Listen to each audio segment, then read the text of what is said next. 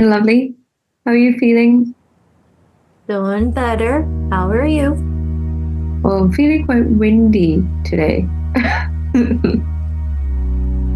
Talk about windy. We're having another storm. It's literally a purge. You want to delve deep into that? The purge? I just feel like over the past 2 weeks, especially now that Saturn has moved into Aries officially, it's a time for new things to come up, a new rise. But obviously, these past 2 weeks haven't been easy for many, many people. It doesn't matter who you are, it doesn't matter how wealthy you are, things are coming up and has been coming up for the purge. And obviously, you probably know that these things have been things that you have faced before, and you're repeating the cycle again. And then the reason for this is realizing that if it's coming up again, it means it needs to go, especially this year. Anything that has repeated in cycles means it's time to let go. And what I keep finding is that there's so many people who are resistant to the change because it is uncomfortable. It is unsettling. You don't know what's coming next, but how can you ask for your blessings? How can you ask for better things when there is no space? There is no space in your entire life right now that can hold and contain and receive all these new things that are coming into your life. If things don't crash and burn, it's not pretty. Nobody ever said it was, but it's meant to happen now, and you can't stop it. And those who are trying to stop it, it's just making a fool out of themselves from the universe, because best believe if they didn't get you this time, they will get you the next time when Saturn goes back into Pisces in September. And that's not it. And you're going to realize every time it goes by and you're not letting it go, it's going to hurt so much more, because we are purifying, we are ascending, we are healing, we are expanding. And when we have all of these things happening at the same time, the past is no longer real. It never was. Why are you still holding on to it when it doesn't even make sense in your current life? And you know that. You've always known that. You have known that for the past year. But I get it. It's easy to hold on to what you know, even when it hurts, even when it's uncomfortable. But do you really think it's still serving you? Because I know if you're listening to this, you're meant for more. You're meant for the higher road. You're meant for the spiritual path. And honestly, every single person here is spiritual to some degree. But some of you, your souls have chosen to be a higher ascended soul, meaning you have to purge the material realm. And I'm not saying let go of all of your belongings, but let go of the physical things that are holding you back, that's been limiting you and not freeing. Think about that. I think the other aspect of Saturn coming in Aries is also, for a lot of people and those who are in the purge and they're willing to go with the flow of the purge, it's being strategic. It's being, where do you want to pick your battles? Where do you want to be wise this time? Maybe you've overpoured, maybe you've given a lot more than it was needed, and you burned yourself out, and you didn't get the recognition for it, or you didn't get the validation for it. But this time, it's really all about disciplining yourself and inculcating that validation, that respect, that empowerment you need for yourself first before you give it to others. That's why I think when we started this discussion, I said I feel a bit windy, because that's what the element of wind does. It can create illusions for you, it can create storms for you, it can clear out a lot of things for you. There's a lot more things that can sit in the air. But you have to trust in yourself. You have to really get in touch with that intuition side of yours to navigate through this Maya, this illusion that is just like the wind. It'll give you a lot of things, a lot of fears, a lot of anxieties, even a lot of losses. That's the theme we've been seeing, haven't we? We've been seeing so much of losses around with people, with friends, and even with you, darling, we're seeing that. So with losses also comes a lot of room, space for new things to come, and a lot of wins as well. At this point in time, this is like the most accurate soul correction that the universe is doing to a lot of people in this timeline. If you exit out of this, as Tia said, it'll be a lot more painful. If you stay in this, things will only get better. It'll be painful now, but it'll only get better because you're meant to expand as well. You're choosing sides. I think a lot of people have been speaking about this.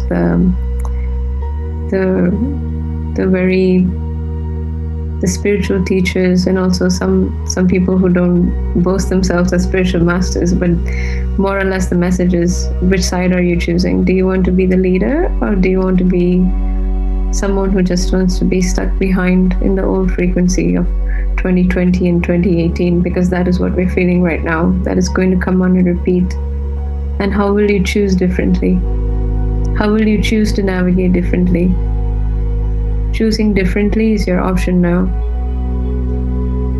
And when you stand boldly in your values, in your dreams, in your vision for yourself, in the expansion that's happening in yourself, no matter how much of judgment people are putting on you, because they still have that same old way of thinking, now is the time you choose differently. How do you feel about that? I think everyone should choose differently, honestly, because if things are coming up to be cleansed out, it's giving you a choice, but it's not really a choice. It's actually saying, hey, I'm bringing this up now because you need to get rid of this, or I will get rid of it for you.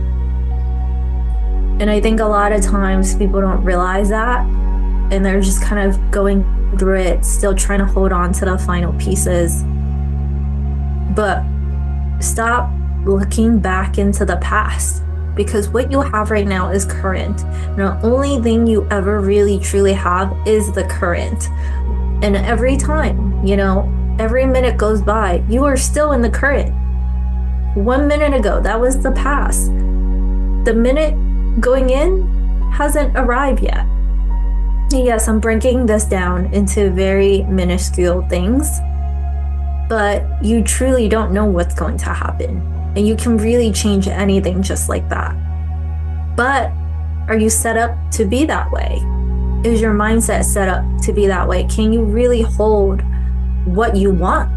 Because if your physical body can't, if your mental state can't, if your heart space and your spiritual body cannot, how do you expect these things to come to you? It's like trying to band-aid a wound. You'll have the wound, you need to clean it up, you need to put ointment. But if you just put a band-aid over it, do you actually think it's gonna heal? It's not even getting air. Not only that, you're allowing bacteria to continue breeding in the wound. And that's not just the hurt and trauma that you've experienced. Just in general, when you hold on to things and they weren't rooted correctly, they weren't taken care of the first time around, and you finally have a chance again to clean it up and start anew, and you're choosing not to, you don't think that wound's gonna get bigger? You don't think there's gonna be more cost? What if that root is just dead? Are you just gonna leave it there? Because if you've ever seen any image where there's a molded fruit and then you put it next to a fruit that is fresh, that literally is ripe for the taking. You don't think that mold is gonna just take over the fresh fruit? You don't think these things are gonna take out your garden that you've worked so hard to nourish, to seed, to water? So what I'm inviting you to do is sit with yourself and look at what have you built that actually doesn't have solid footing, that actually has rotted, because you're no longer that person. You're no longer in that space where these things can still thrive.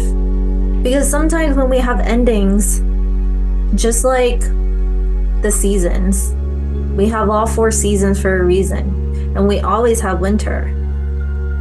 It's so that the cycle of death and rebirth happens. And people usually love the spring and summer, right? Because things are starting to bloom and we're at the root of all of the abundance by summer. Mm-hmm. But life, true realization of what life is that there's always going to be ups and downs. And if you're smart, you'd take all of your fruits of the labor during your summertime and preserve it for when you have the fall time. And you can still harvest some of the fall fruits, veggies. But by winter, most of the things are dead, besides the ones that are meant to bloom in the winter. And they have its purpose, which most people don't realize. I mean, looking at my situation right now, I'm actually hopeful for what's to come. It seems like chaos. The people around me are questioning me.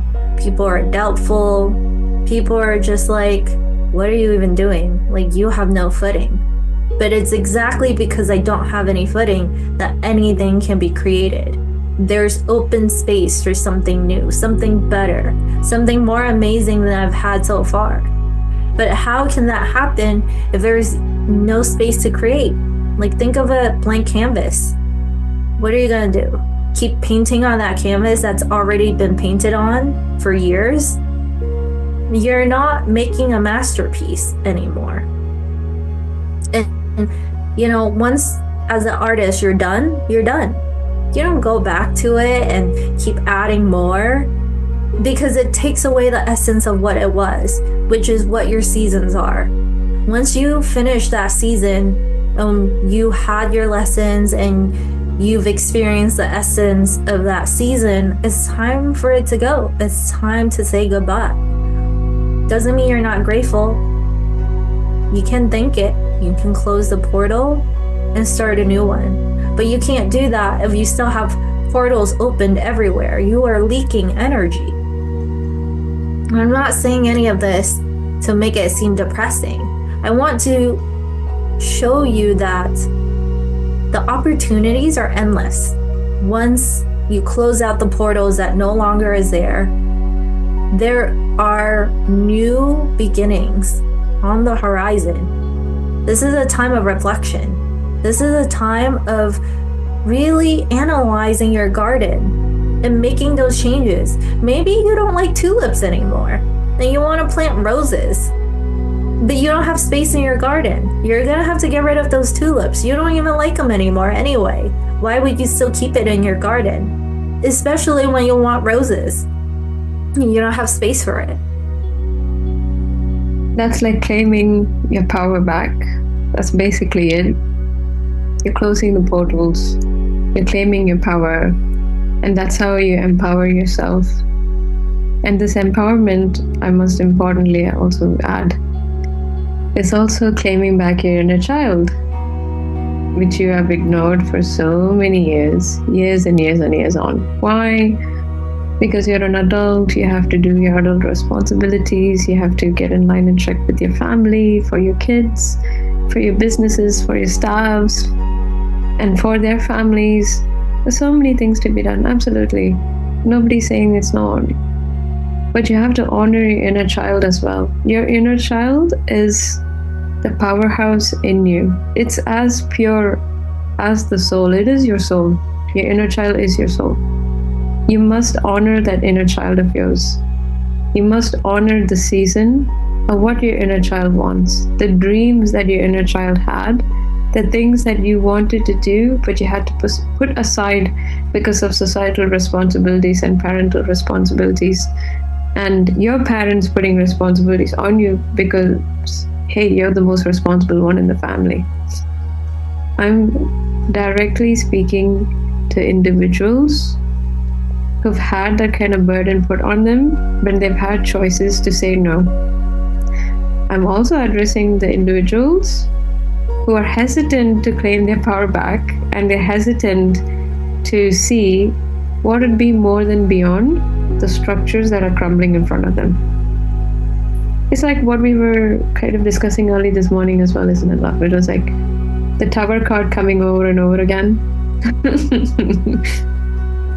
But here, the Tower card, you have the Tower card with the Page of Wands energy that's coming up, honoring the Page of Cups as well. So get that creativity come in, get that imagination coming in, entertain those thoughts. It's okay, daydream a bit. You think you're going to live 100 years, 200 years. I mean, I'm sure technology is coming for that to grant us immortality at some point, but till then, you only have this sustained life that you have. 100 years, God knows, but live is a very important theme. Live to your true calling. Be authentic. I cannot stress this enough. It's enough you've been a doormat for everyone. You must live authentically for yourself. Projections will come. People will judge. They will criticize. They will say, hey, why are you making different changes for your business? This strategy is not going to work. You're going to end up losing $20,000 to $50,000 or pounds or euros, etc. if you're going to make this move. Make that move now so that in the long term you sustain, because you know that's the right thing to do. And playfully, I cannot express this enough. Be playful about your decisions, because if you're going to be serious and if you're going to sit there seriously analyzing your garden without knowing what kind of flowers are going to emerge and what kind of roses you want to put and how you're going to be joyful smelling that sweet scent coming from them, I don't know, you may as well sit in the house and just look at an empty garden. Don't think about planting flowers at this point. No. Being playful in chaos is a mastery, and it is an art. We invite you in this space to do that. That's what the element of wind does. It is chaotic, but it is playful at the same time. And that's the uncertainty. Many people cannot take it, but that is what you're invited to embody in this transmission, in this discussion that we're having as well, this energy. Even in your situation now, darling, we are treating it as an adventure, aren't we? Oh yeah, I think most people in my position would probably be panicking. And I think when it comes to how I'm handling it, some people are just mind blown that I'm so calm and collected. And hey, I'm not saying that I don't have my emotional roller coasters throughout the day. It happens, but that's part of life. Like, emotions are such a beautiful thing that so many people have neglected. They only want happiness. They only want joy. They only want smiles. But there's beauty in sadness and pain and hurt and in anger, because those are the things that reflect onto you as a person and show you. Maybe you're not even aware of it, but it shows you what you care about, what matters to you, what's important to you. Because without these emotions, you're just simply existing. You're not that much of a different. There's no difference between you and a computer at that point. If you're not gonna feel, if you're not gonna have emotions, that's what separates us from a computer. And you're not a computer. For those who are workaholics, you can't be plugged in 24/7, which a lot of you are, because you think that if you take that away, then all of a sudden you have loss. I don't think you realize what you're actually losing is yourself. Perceived loss versus actual loss. Losing yourself is the biggest loss that's out there. And you're right, not many people realize that. But that is the death and rebirth cycle this whole collective is going through. Death is not something to be afraid of. It's not something to be scorned at. Death is a friend that you need to invite. Because without death, there is no rebirth. And without rebirth, there is no new life. Looking at the forest, that's the best example I can think of. Everything dies and everything renews over there all the time. It's a very hard philosophy to embody, especially when you have a lot of money losing. Why do I feel the people who are kind of watching this, they have this immense loss that's going on. At the same time, they have this anger that is trying to burst out of them. And this is the last thing they want to hear. But trust me, this is what you're supposed to embody. You have to endure all of that. It builds resilience, but it also builds transcendence at the same time. Smile and laughing at it, treating it as an adventure, because this Maya is like a game matrix anyway. You go one level up, you go to the harder level, and there's a boss challenge. Oh, it reminds me of Mario days. And I honestly feel like you and I, like Mario and Luigi, are going in different levels and trying to go and defeat the bosses. But yeah, in this new moon, in this new energy that is very childlike, very playful, very imaginative, creative, we invite you to come with us and set an intention for this new moon. What do you want to leave, as Tia was asking? What do you want to cut off? What do you want to let go of? What do you want to leave behind? Where do you want more structure in your life? Where do you want to empower yourself? Where are the areas you want to empower yourself? And who are your true friends at this point in time? Are they there to even empower you, your authentic you? Not a lot of people are going to like this, because there's a lot of people that's going to go away, but this is for your own good. Hard question. Ask yourself. Make a list. Strike out from that list. Easier said than done. You know, Tia, when you were talking about energy leakages and how this kind of portals are being opened up, yeah, I must add, friends are also one among them. The people you surround yourself with. If they can't honor your authentic self, if they can't hear you out, then you must cut them off. I'm gonna let you speak on that more. I just feel like, for me, this whole event that I'm going through right now has really shed so much out of my own life. I've always valued friendships. I've always poured a lot into my friendships. But realistically speaking, now that I'm here, everyone's falling like flies. I think I can count on one hand my so-called friends at this point, which is a blessing, honestly, because you really realize who was using you. And you also realize who wanted you under their control in a certain way.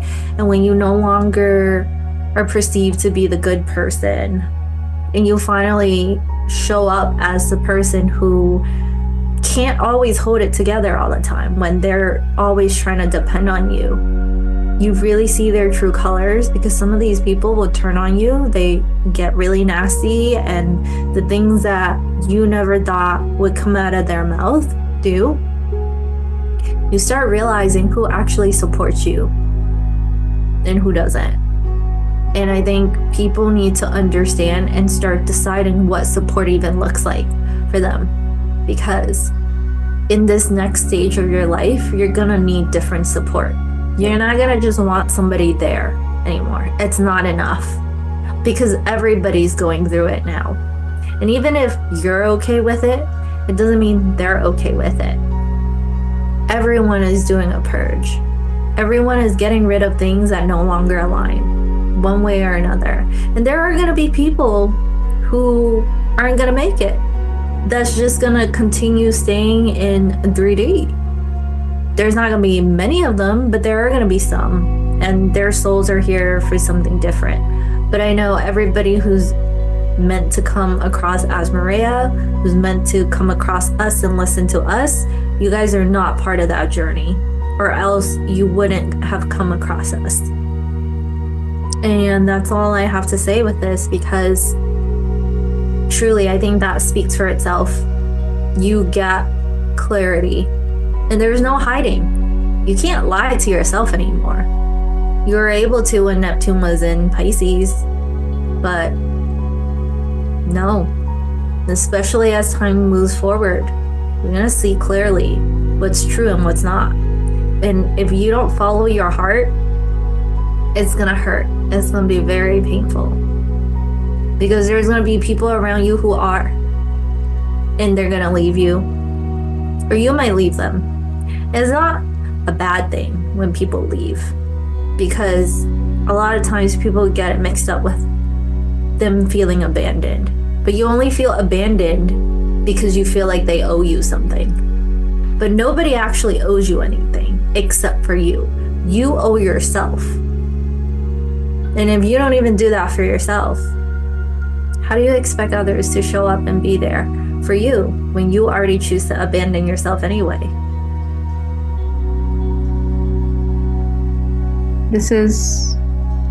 I think we are coming to the conclusion of this is reclamation of self. This is becoming your authentic self. This is not compromising on your genuinity anymore, especially with friends and people. I'm telling you, with family, it is the hardest. I know the pain. I know the pain. The rejection you face from family. But if it's going to cost you your genuinity, it is not worth it. Blood and family, you can choose anywhere, in any place. Even your friends can become family. That's how costly it is to lose yourself. That's what we are emphasizing the point on. And the question and the invitation is, are you ready for the season of metamorphosis? And if you are, and if you're very serious, reach out to us. We welcome you, and we invite you in. Absolutely. Thank you for listening to Azmiraeya.